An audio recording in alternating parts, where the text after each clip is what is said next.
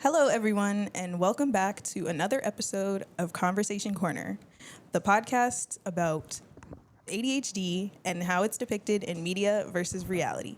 I'm your host, Kimberly Douglas, and today's episode, we have a lovely set of special guests here in the studio with me, my parents. So please make them feel welcome as we enter into this conversation. So, Mom and Dad, thank you for being here. Thank you for setting aside time to be a part of this project. And I'm really excited for the conversation we'll have today. I think it will be very educational and informative.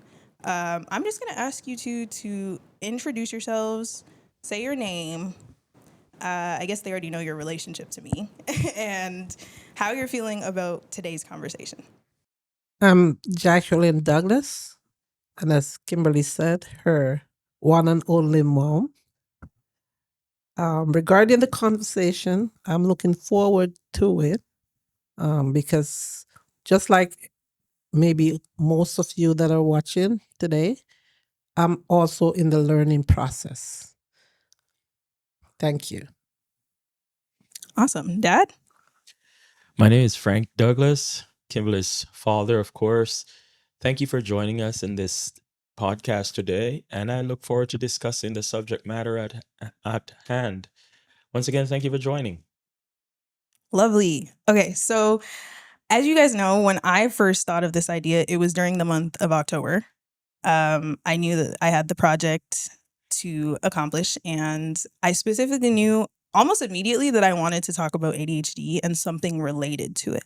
And I remember we were brainstorming in the kitchen, and I was just telling you guys about the idea and how I wanted you to appear on this podcast in some sort of way so we can have an open dialogue about the difference in generations and bridging the gap between generations when it comes to cognitive health, mental health, neurodivergence, and everything in between. So, before we get into it, I just wanted to give a short disclaimer for our listeners and our watchers, basically to give them an idea of what our relationship is like. So, my parents are definitely from a generation, a time where I guess children were seen and not heard, right? And because of that, you guys chose to grow up and raise your children differently. And you've always allowed us to be open, honest, and respectful about our dialogue with you. So we've talked about a lot of things under the sun. I think a lot of people might be shocked at how in depth we can get today because I'm so comfortable with you two because you raised us with that philosophy. So thank you for raising me to speak for myself and feel comfortable doing so even in your presence. I just wanted to give that disclaimer to our viewers because I understand that across the diaspora in some Caribbean households and African households, a lot of the children, even adult children, can't speak to their parents a certain way or have an open conversation like this. So I think that will give folks an idea of just who we are and how we communicate. Before we get into our the meat and potatoes today, like the actual conversation, I wanted to play a short, fun game. It will be some friendly competition, but I don't want you guys to have any worries about feeling the pressure to get things correct. I know we can be a bit of a competitive family, so I thought it would just be a fun way to start things off, get the ball rolling, and also teach our viewers something more. Okay, are you guys ready? Ready? I am. Okay, so this is Guess the Definition, and all of the following will be ADHD terms. So I'm going to give you a word or a phrase or a term, and I want you to guess what that might mean, and then I'll give you the definition. Okay? Your first word is hyperfixation. So what do you think about when you hear hyperfixation? Someone who is very You're gonna someone who is very hyper, as well as fixate on whatever they're doing. Okay, that's not a bad guess. That's actually pretty in the ballpark. Dad, do you have a guess? I'd say someone who fixate on a particular subject or physical object, or certain concerns, and their focus is so intense, hence the term hyper. So hyperfixation, the person is intensely focusing on something. It could be a subject matter, it could be a physical object, or just something that's of great interest to them. Okay. So I would say that mom, you were very close in the ballpark, and dad, you're pretty on point. So hyperfixation refers to a strong and prolonged interest or laser focus on something. And that person who is experiencing hyperfixation typically becomes oblivious to everything else. So with folks living with ADHD, we're able to hyperfixate for long periods of time on an interesting topic or a niche subject. And we can also have hyperfixations that are objects, items, things. So my example that I wrote down for me is music. Music is one of my hyperfixations, as well as elephants. Two things that I love a lot, and even so much so collect items related to. So good job on that one. Next is masking. What is masking in context of ADHD?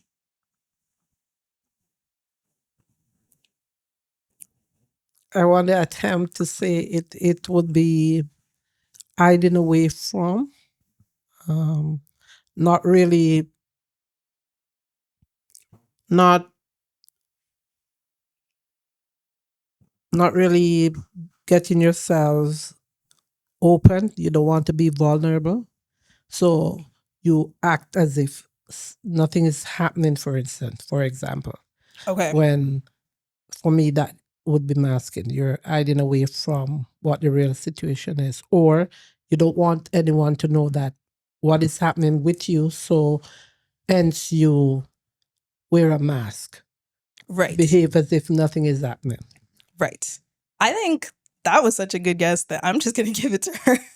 Were you thinking the same thing, Dad, or something similar? I know it's similar. Yes. Okay, so masking is the act of intentionally or unintentionally hiding ADHD symptoms. And this is often to fit in or appear quote unquote normal in social spaces. So that can be suppressing your hyperactivity, overcompensating for disorganization or forgetfulness, and mimicking others. Good job, guys. Next is sensory overload. What do you think of when you hear sensory overload? Anyone can take a stab at it. All right. I have hyper, well, no, sensory overload. So sensory overload would be, I would guess the definition of sensory overload is being focused on something that creates stimulation at a level where the person is almost overwhelmed, absorbed and overwhelmed by the stimuli. Could be multiple forms of stimuli, or a stimulus or a stimuli, multiple, but it is intense unto the point of being overwhelmed. So if it's music you're listening to, and there is television going on, program that's going on, or something else that's going on, and there's a lot of stimulation for that person. So the senses are all involved to the point of overwhelming the individual who suffers ADHD. Yeah, that is correct. So sensory overload is overstimulation of one or more of the body senses. And that can tend to lead to emotional or physical symptoms like a reaction that some people call like a shutdown or a meltdown. Okay, you guys know your stuff. We've got 3 more, okay? So next, this one might be a little bit harder. This is called body doubling. What do we think is the definition of body doubling?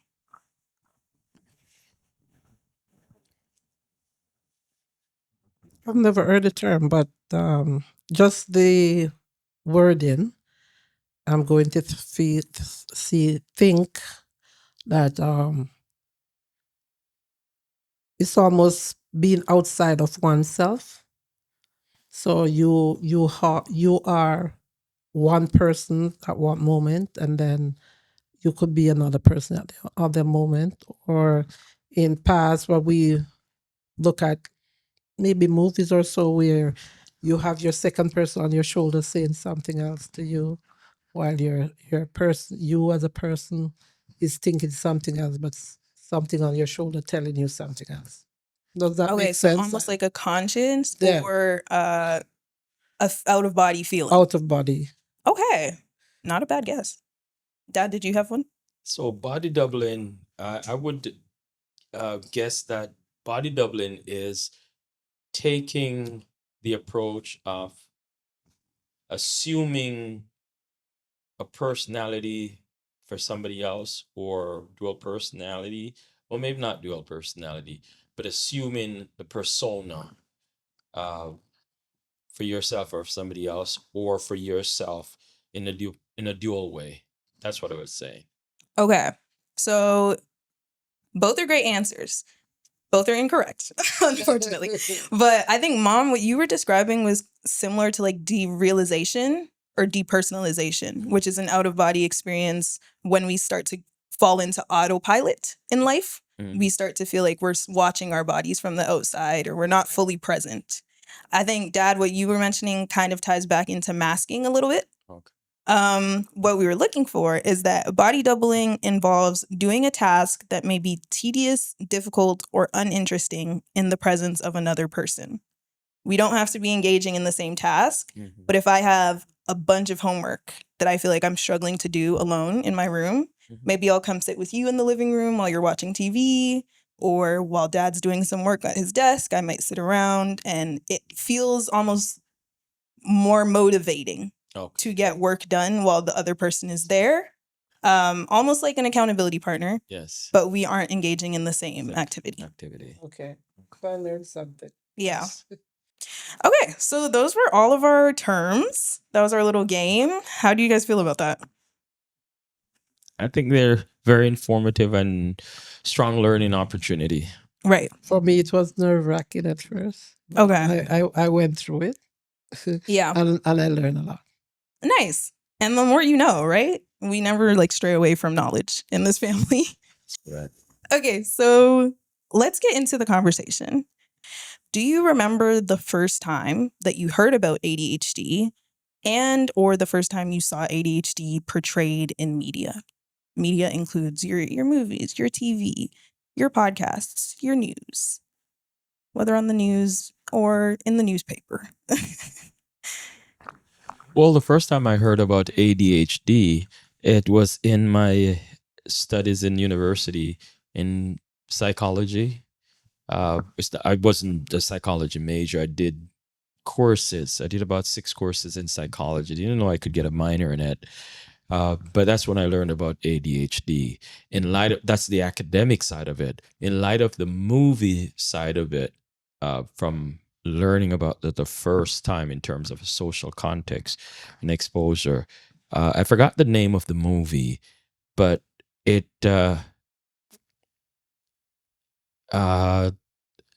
we use a line from the movie "I see dead people," so I always remember that little boy, and Yes. he knows enough that he's seeing things. He's with this man, and he's always seeing things, but he's so focused on what he's seeing to the point where sometimes his world shifts to a point of fixating on, as opposed to the real world in which he and his family they're existing.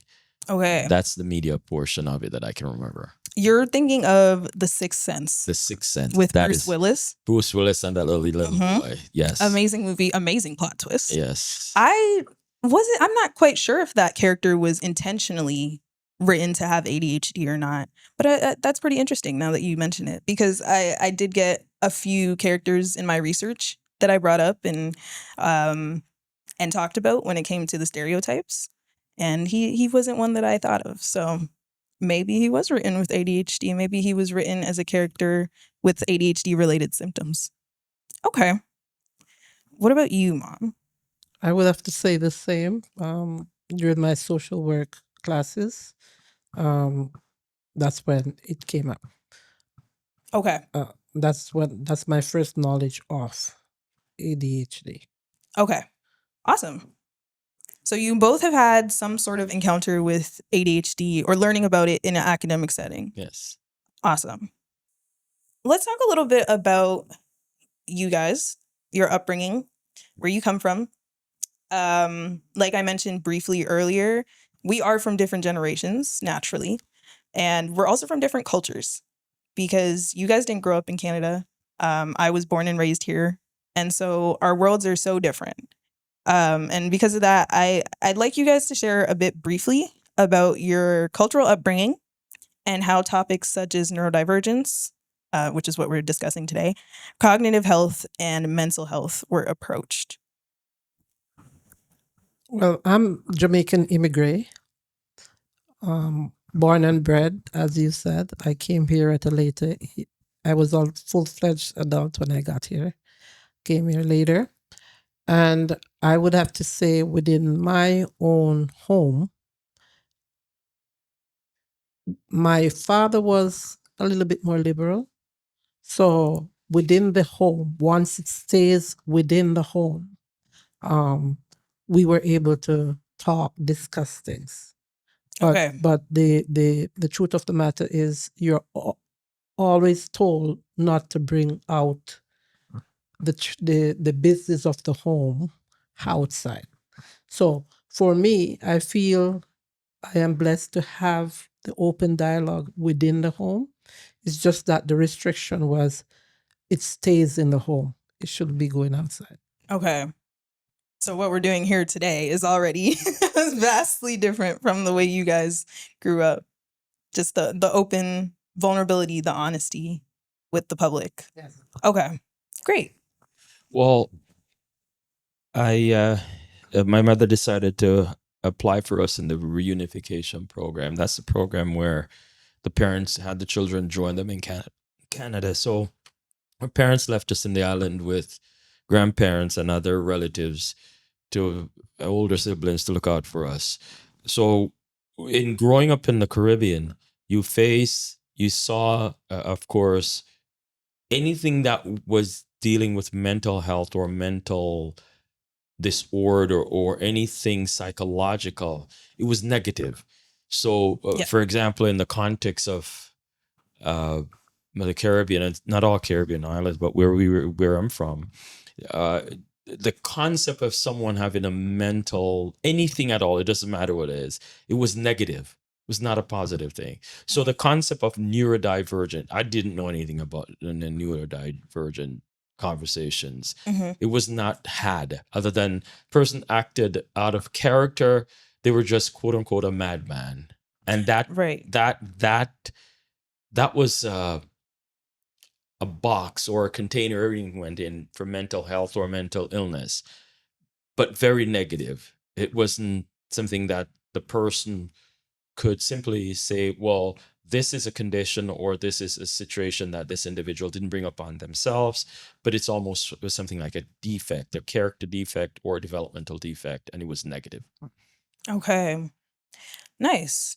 So a bit of a slight difference in your upbringings while still coming from the same island, the same culture and background. So that shows how different households chose to navigate things back in like the 70s, 80s, 90s, even when you guys were younger. Next, I want you guys to talk a little bit about what I was like as a child. And with the knowledge that you have now about ADHD, were there any behaviors that you didn't realize were symptoms that went unnoticed?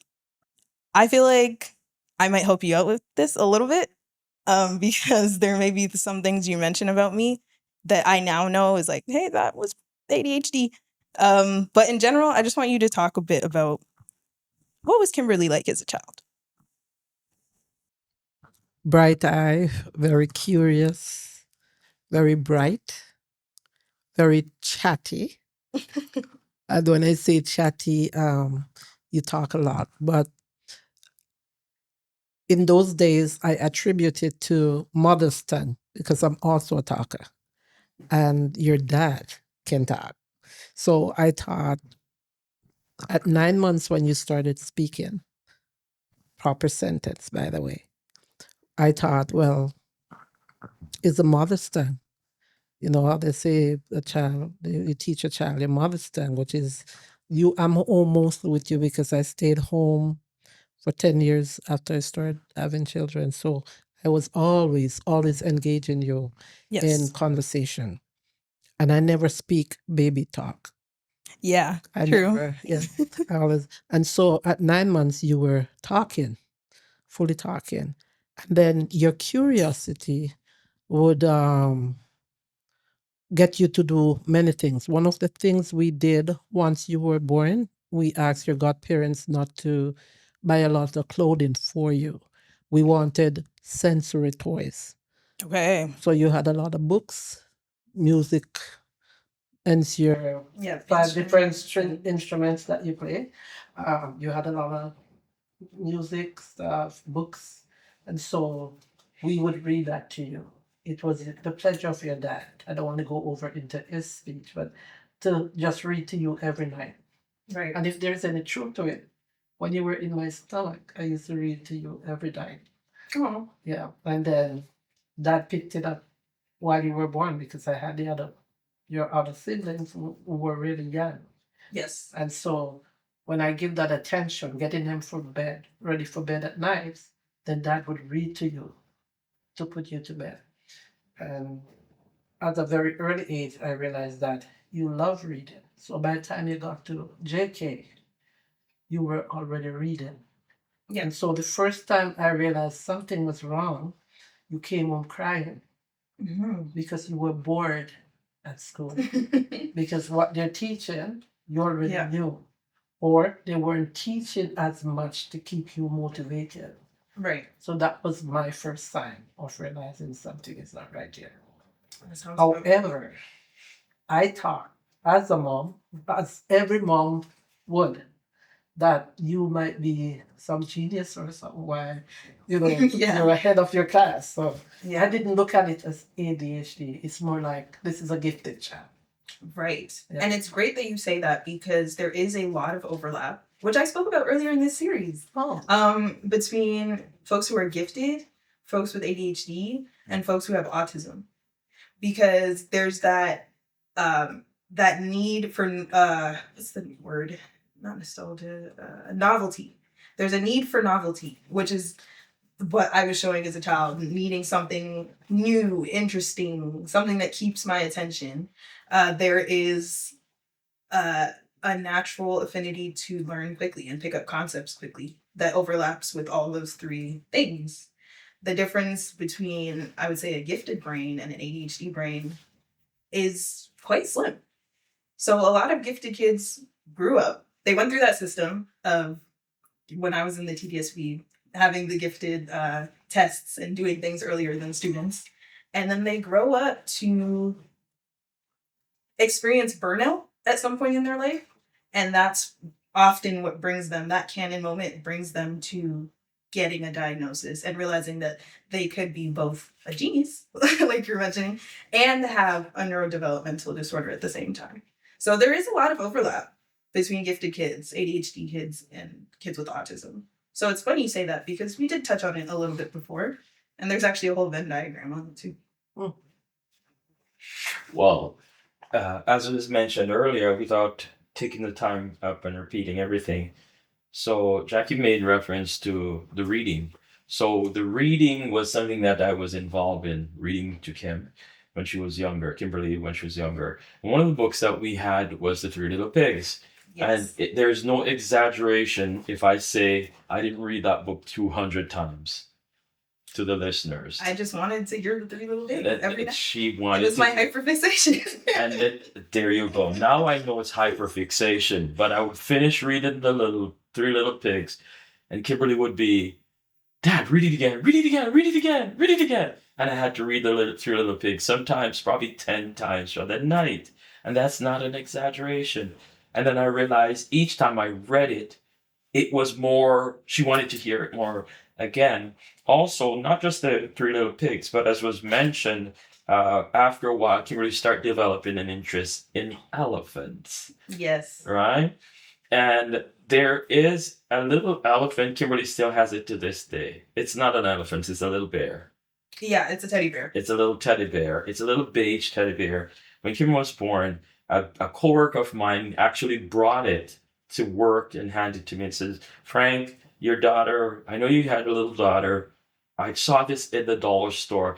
I picked it up. I hope she likes it." Took it home, and we have photographs of Kimberly with that teddy bear everywhere, anywhere. It was washed, it was dirty, it was washed, it was dirty. The first time she left the country to go on vacation, she brought it. and at different points. And if I'm not mistaken, I think she still has that little bear in her Yes, room, I do. somewhere on something. And so I realized that she would have the tendency to fixate on some things as well from that perspective. But as it relates to the boredom, as was stated before, that was a concern I had. She read well. She read early, read well, and that was my concern when she entered JK. She's going to be bored. And of course, as Jackie said, she came home crying. She's bored. And then I realized, start observing. But Jackie said it best, so I'm not going to repeat the rest of that. Okay, nice. That's actually a really good insight into my lore. And people who are watching or listening who may not know as much about me, now they have some insight from you too. And also, that was insightful for me as well because I can only remember so much of my childhood. And that may also be a result of living with ADHD, but I remember my childhood almost in the same way that you would watch a movie. Like, I don't really remember a lot of things from first person in my own body. So when you guys tell me stories about myself, it makes me happy. And it shows me more about how you were seeing me from your perspective. That's Okay, thank you for that. Something that I wanted to note, something I wanted to mention, and I literally made a note of it here on my iPad, is that I believe that your parenting styles, which you both just dove into a little bit, is really what helped me slip under the radar, for lack of a better term, for longer. It helped me cope for longer. Let me put it that way. Having parents who are so involved in your education is a blessing. It's a privilege because we're seeing how in newer generations of parents aren't doing that as much. They're not taking the time to sit down with their kids and read with them. They're just sending them off to school and they kind of become the teacher's responsibility, and teachers are having an issue with parents and parents with teachers, and we're seeing a lot of that. But in the early 2000s, even with a lack of education on all the neurodevelopmental disorders and possibilities that I could have been experiencing, you guys were teaching us songs. Y'all were reading with us. And when I say us, I'm referring to myself and my siblings. You were giving us mock spelling tests at home and making us do those dreaded Math Smart books every summer. But you guys were involved and you were engaged and you cared. And for that, I'm really, really grateful. And I hope that we will dive a little bit more into your perspective of the diagnosis. But I hope that in no way you guys feel like you didn't do enough as parents, because I think you did a great job. Thank you. Thank you. When you pushed your mind back, I'm not sure what age you were thinking, but I believe the first time I brought up ADHD or something related, I was about 12, I want to say. And this makes me wonder now, what would you guys say if I told you that I had a feeling, a very strong feeling, I wouldn't say a knowing, but a strong intuition almost, that I was living with ADHD as early as 12 years old? I would believe you because again, it's to the person as opposed to us, the observer, because you're the one dealing with it. And then, as you mentioned earlier, we're not parents who were just gonna, even though we're parents of faith, we are not parents who are faith without some form of formal training or education. So as I made reference earlier, in my formal education, I was exposed to psychological courses or psychology courses and so on, and dealing with uh, courses that helps me to understand the psychological component of another person, even myself. So I was self-aware, but I was also self-aware, but I was also cognitive as to what could potentially be taking place without doing any diagnosis of, because at no point I've always said I'm not a psychotherapist, I'm not the Right. psychologist, I'm not any of those persons. And Jackie and I were not we didn't have an aversion, even though we were people of faith. We did not have an aversion to being exposed or exposing you to. So yes, I would believe that at 12 years old, you would have actually recognizing that in yourself. Because again, as was stated earlier, as we have already established the base, because of your willingness to learn and your ability to develop to learn early, you would have then been exposed to see yourself through a certain level of self-awareness and to be able to assess yourself in comparison, whether consciously or subconsciously, to those around you and your classmates, and see the differences, see the abnormalities, or when I say abnormalities, I'm not saying that as a term of judgment. Yep. I'm just saying in terms of how you would self-assess. So yes, I do believe at 12 you would have picked it up on by yourself. Okay. I also want to add to that. The reason why I believe you could have picked it up, because I remember when I mentioned earlier that you started crying because you got bored at school and so on. Yeah. And you had JKSK. She taught you in JK and SK. Yes. Miss Rokowski, Yeah. your JKSK teacher, who also had the same concern and called us in to have a conversation. And she was the one who made the suggestion for us to get you into being tested Right. as a gifted person. Yes. And so knowing that about you, that you were tested and you passed your tests, I'm not surprised that you would have picked it up. And then because we were so involved, running with you and your siblings to just about everything. Yeah. Swimming, Extracurriculars. soccer, you name it, music, Yeah. track and field, soccer, all these things, right? So because of that, we could have missed it because you were, to us, quote unquote, a normal Kid. Yeah. kid doing everything that your siblings were doing as well. So Right. until you pointed out to me personally, and I started observing for myself, because again, when you talk a lot, which is one of the symptoms, I just thought, well, I'm a talker, so the child is just mimicking mom. Yeah. Right. So, yeah. Yeah. Okay. Well, that's very fair. I think knowing that as early as 12, I had those feelings, those thoughts, and almost this obsession with getting answers. I used to do like extensive research on ADHD. Like I used to take those like online ADHD tests, which are probably not completely valid, but based on the DSM-5, just to see where I aligned with certain symptoms. And at the time, I was in a regional arts program. I was in middle school. A lot of the kids around me were very exceptional. They were like, we were all like prodigies in our own right. We all either danced early or sang or played music or was drawing, doing visual arts or drama. So I think back on it sometimes and I kind of laugh at it because I feel like I wonder how much of us were actually neurodivergent. But we were in a place where we were doing something we were so passionate about. And I think that allowed us to feel like we could explore our minds freely. So did we mention to your viewers and listeners that for that program, we didn't actually register you into that program? You were the one who took it upon yourself to register yourself in the program. And you told us the day when there was going to be an interview, and my husband and I had to do a double take. Your dad and I had to do a double take. What? And then, being the parents we were, we didn't want you to lose out on what your dream might be. So we drove you over. It was not even in our area. In our zone, not in our zone.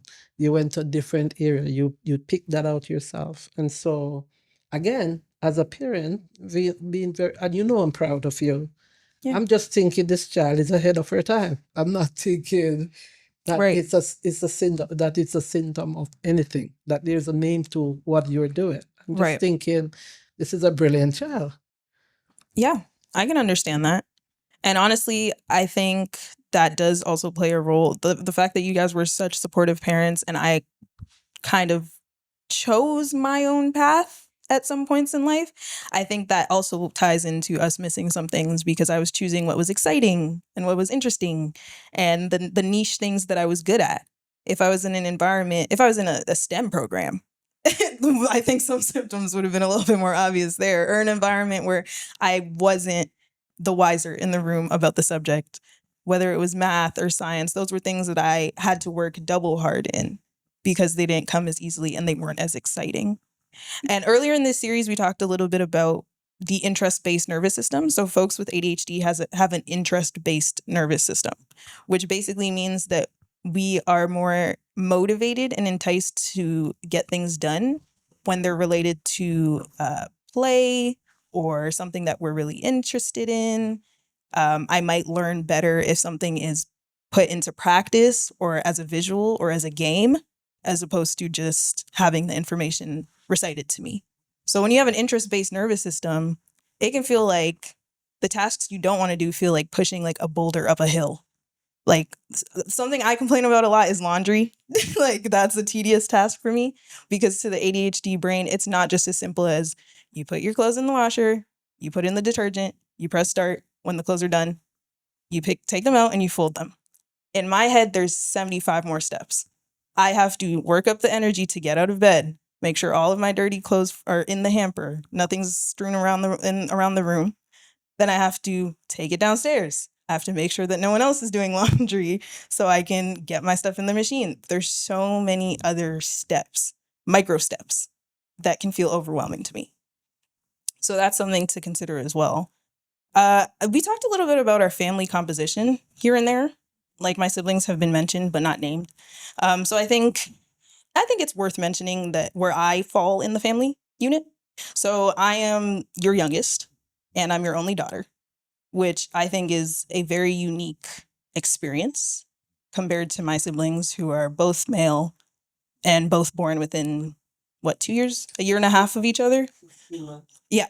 So I think that has also played a factor in the way that I have navigated the world, as well as sometimes feeling like I wasn't understood by other people in my family because you guys have had each other and you've been together for almost 40 years and my siblings had each other.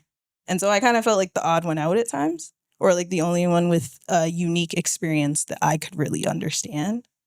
I also had times where I felt like I was your kid that you like didn't have to worry about. I feel like I've talked about this a little bit before. Not saying that my siblings haven't been in those positions as well, but I can only speak from my own life experience. Being the kid that your parents don't have to worry about is the kid that your parents kind of just know, like, Kimberly's smart. Kimberly knows how to handle this. So you're not as easily to naturally ask for help, or you grow up feeling like a burden when you ask for help, or you grow up feeling like I've always got it figured out, so I just have to figure it out this time.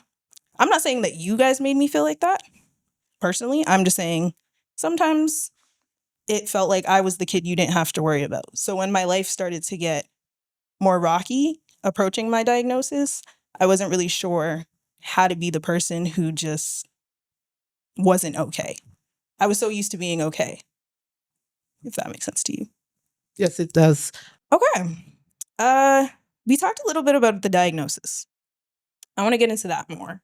In previous parts of this series, I shared about my diagnosis and my personal story, where we talk a little bit about my childhood and what I can remember about those specific periods that led up to the diagnosis. And like I mentioned earlier, I knew as early as 12 that I believed I could be living with ADHD. I didn't get diagnosed with ADHD until 8 years old, 8 years later, rather, at 20 years old, which, fun fact, is still quite early for women. A lot of women are misdiagnosed with the wrong things earlier in life, anxiety or depression, things of that sort. And it's not until much later in life they realize that it's ADHD. Some women are still living into their 40s, 50s, 60s with ADHD and they don't know. And it tends to turn into internalized shame and guilt. Like we're just not doing enough. Because I think the way that women are socialized is to be there for others, to show up in society, to be able to support people emotionally. But when you can't do that yourself, it becomes hard. And a lot of women feel like there's something wrong with me. I'm not a good friend. I'm not the one who can be there for people. But a lot of women are living with ADHD and don't know. So I'm grateful to have been diagnosed at 20, even though it feels like this took some time from when I first started having concerns. What I want to know from you two is, what was my diagnosis journey like from your perspective? You're saying during the process of the diagnosis, or since you were diagnosed until now? I would say you can speak on the diagnosis journey Mm. as well as life after diagnosis, because I've changed a lot. Yes.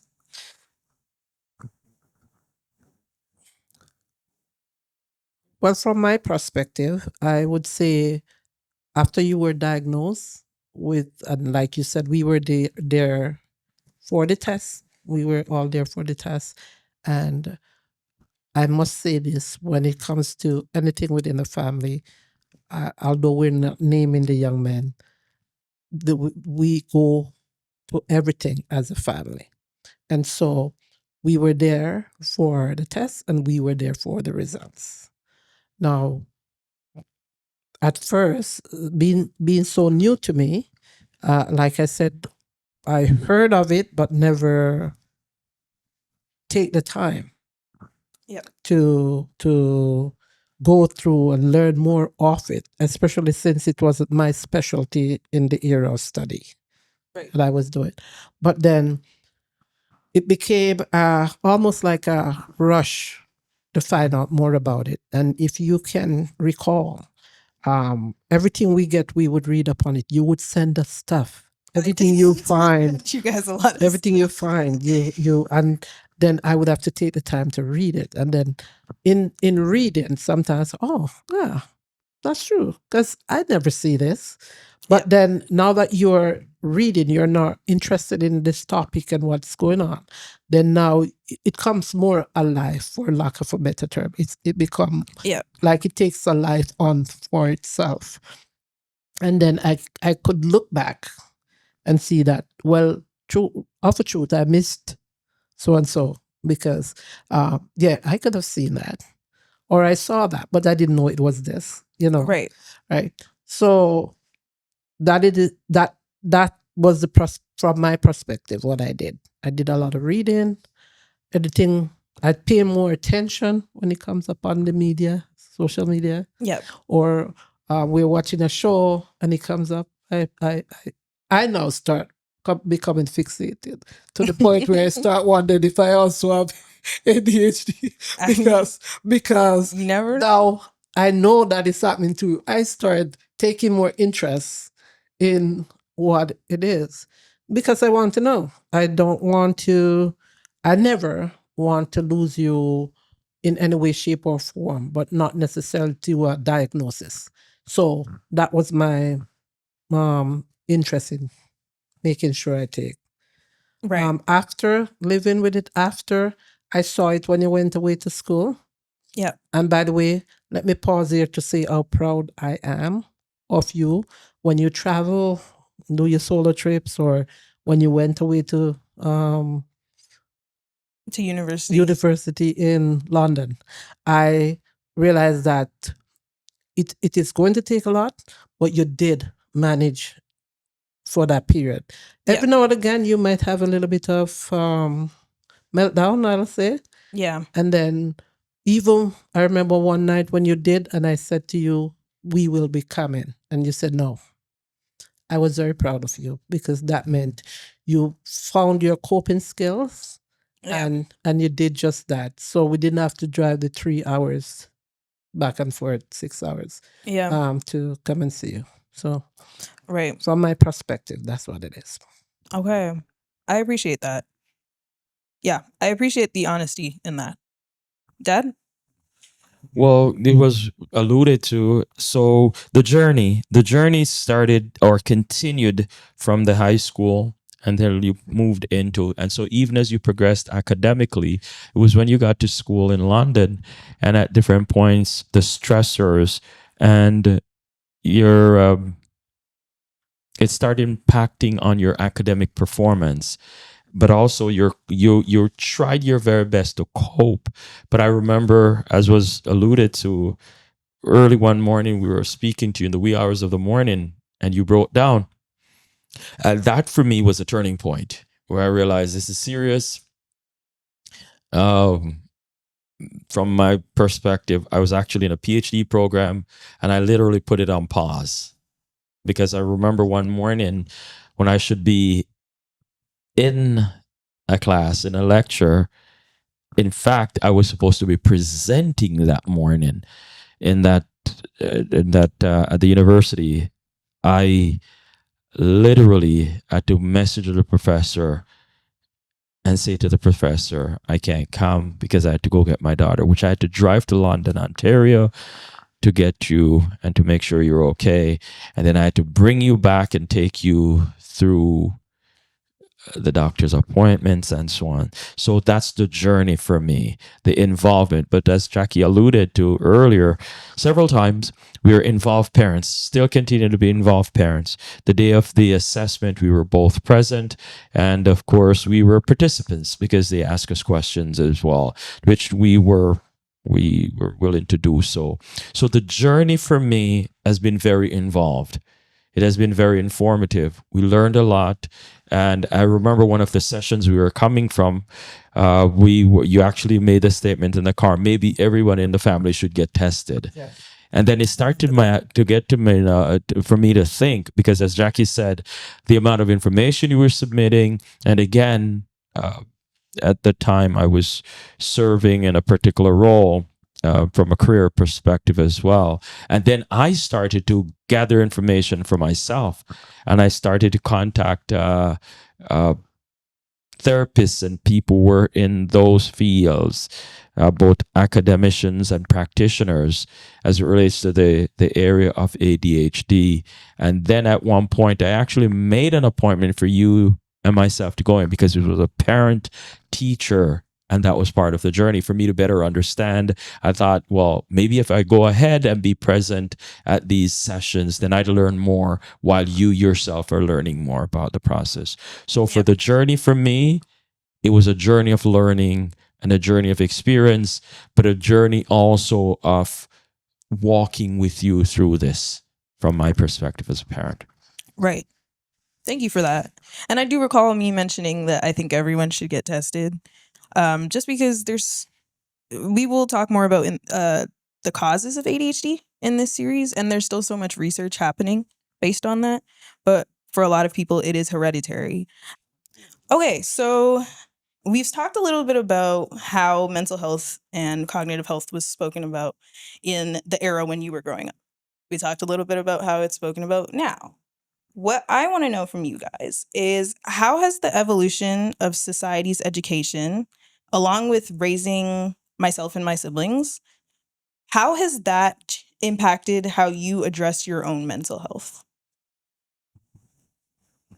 Well, as I said, in the journey of learning about your journey, I became a lot more knowledgeable, self-aware, and about a lot more cognitively aware. Not self-aware from the perspective of self-assessment more only, but from the perspective of cognitive awareness. So I start to think about myself from that perspective. I start to look at myself and how do I relate to people with ADHD or any kind of neurodivergent. With that being said, I must be honest with myself as well, that if you look at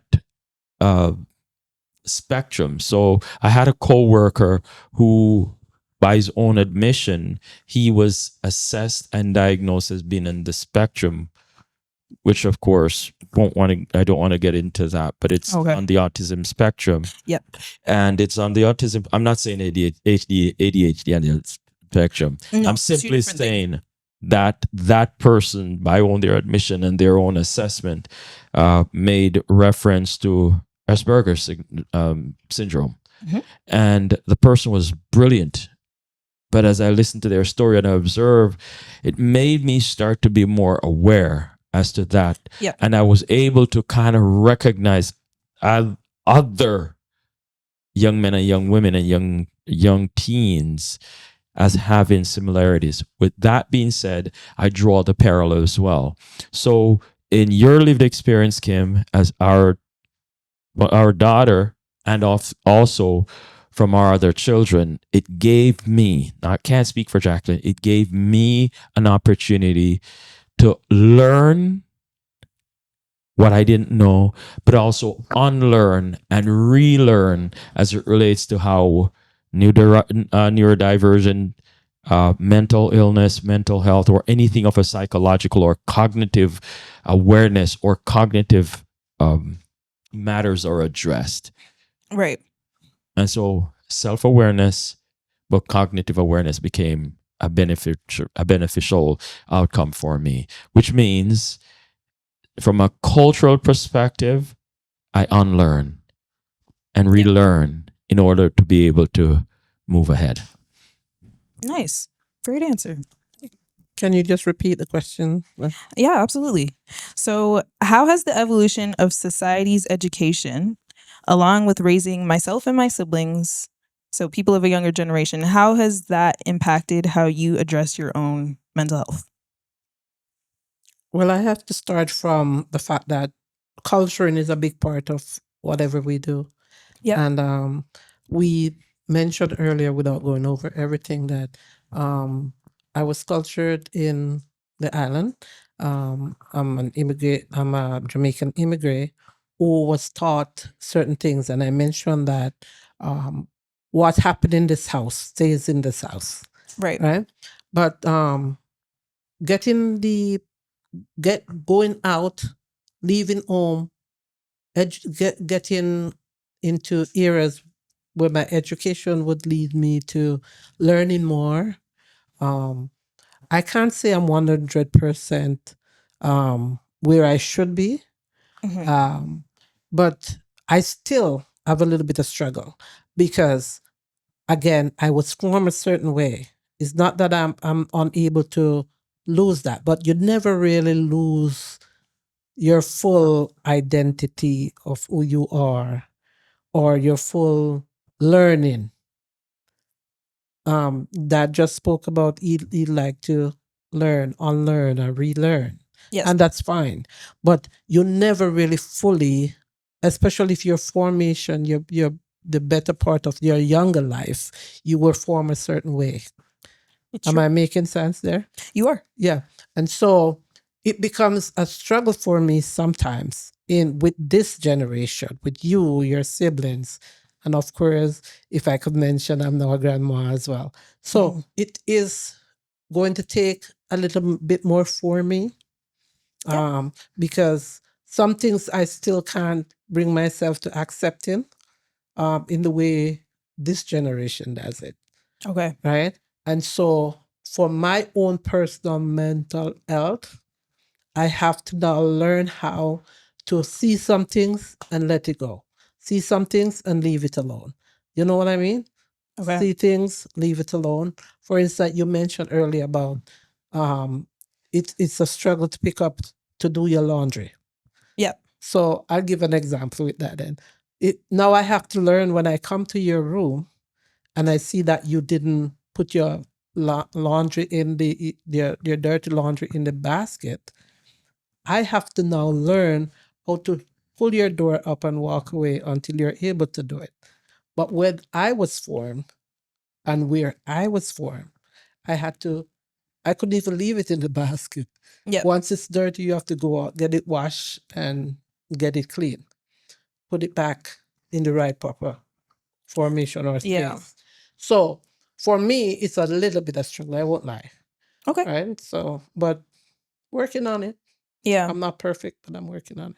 Yeah. I think even just acknowledging that you guys are capable of struggling with your mental health is a big jump for people from your generation. Going from a place of not even acknowledging the elephant in the room to being able to say, like, I see that elephant. I don't know everything about it yet, but it's here.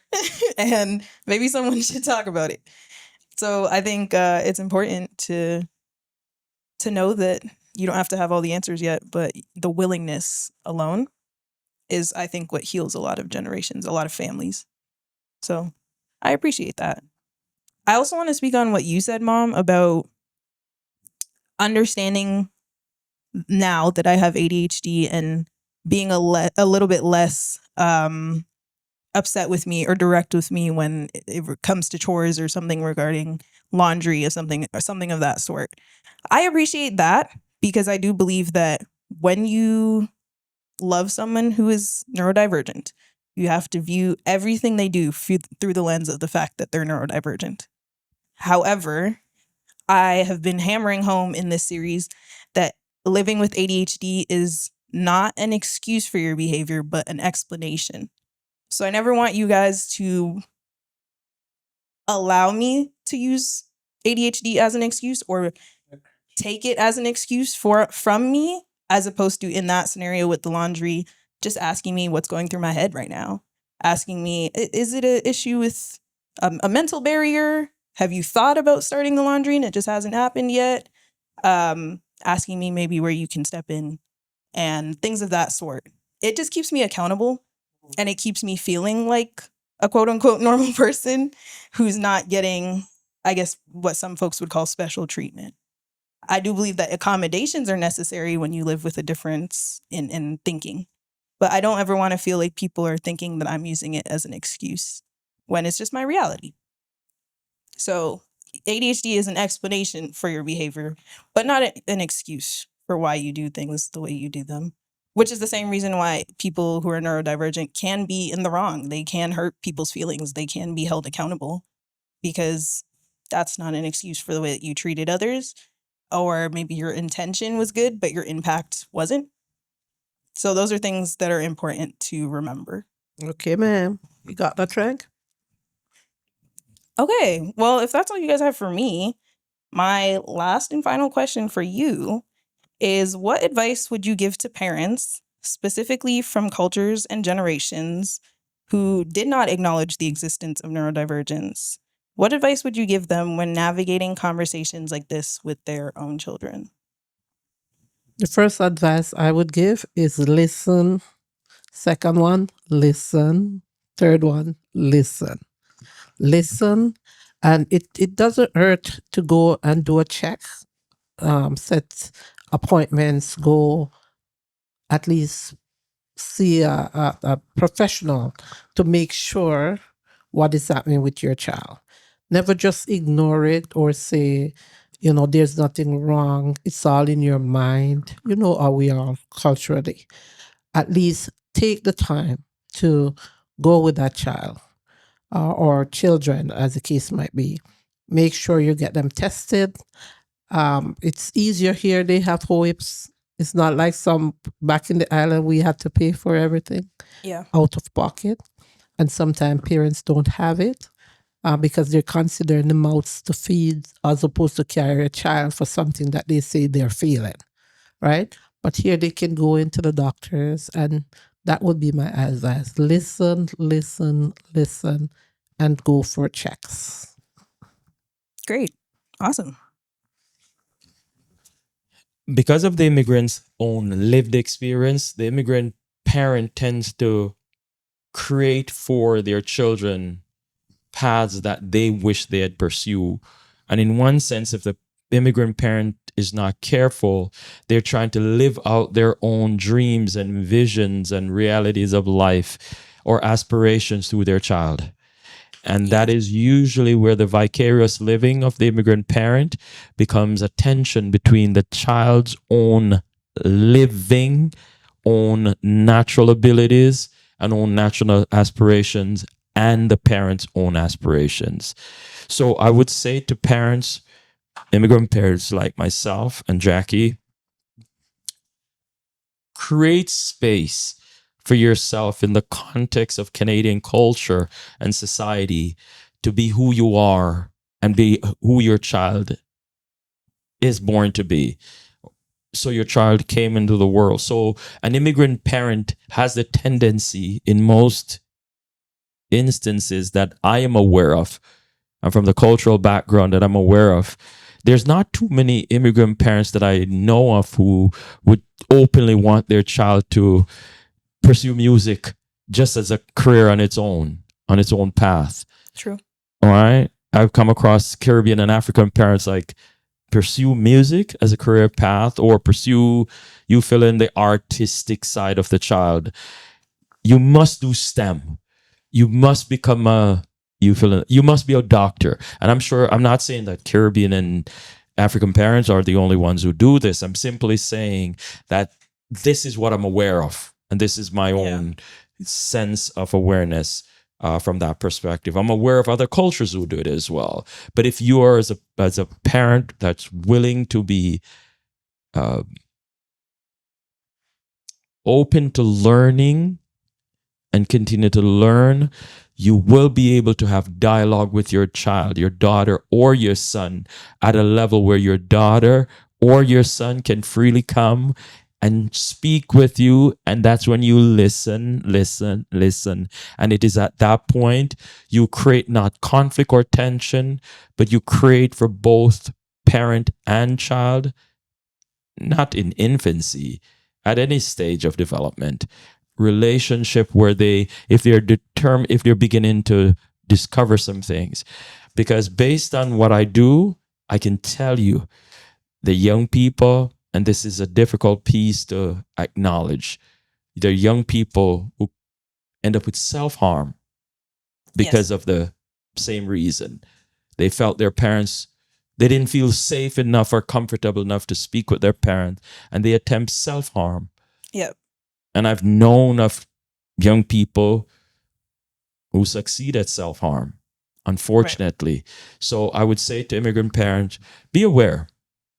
Your child is diagnosed with something, a condition, such as a neurodivergent condition that is, and I use the word condition for the lack of a better term at this point, but it's nothing to be embarrassed about or ashamed of. Your child doesn't have a defect. Your child is a healthy human being who can function in society, make contribution to society. Because if you go back and study some of the same person who studies STEM that we today lift up as geniuses, Albert Einstein didn't speak until the age of 5. By today's standard, we'll probably say he was neurodivergent, or autistic, or some other condition. So don't be so quick to put a label when you have not fully yet assessed or understand. And if your child does develop such, please, or is assessed or diagnosed with, don't disregard them. Work with them. You have a full functioning human being that needs your love, your attention, and your affection. And if I could jump in back just a little bit to say, let go of the stigma. Yeah. Let go of it, because the world is now embracing the variations of different situations, sicknesses, diagnosis, right? So there's nothing to be ashamed of. You're not the only person, or your child won't be the only person that's going through that. It's every different cultures, backgrounds, people of different tongue, right? So it's not like you're going to say, well, this is only my child. I don't want anybody to know about this.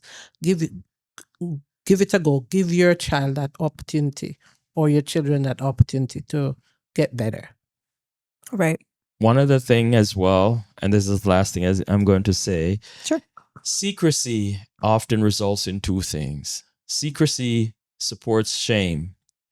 Shame reinforces secrecy.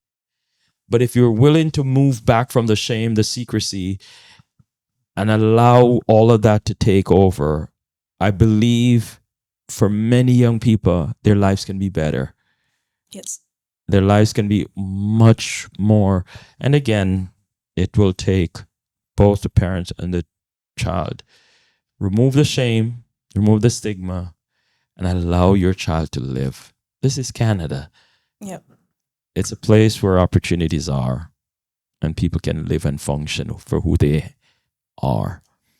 Awesome. I love that, guys. That's some great advice. And I hope that all the parents watching feel inspired to shift their mindset and maybe even repair some relationships with their children or preserve them so they don't decline in the future. Yeah, honestly, just a great conversation overall today. I think that brings us to our end. Thank you so much, Mom and Dad, for joining me here in today's studio.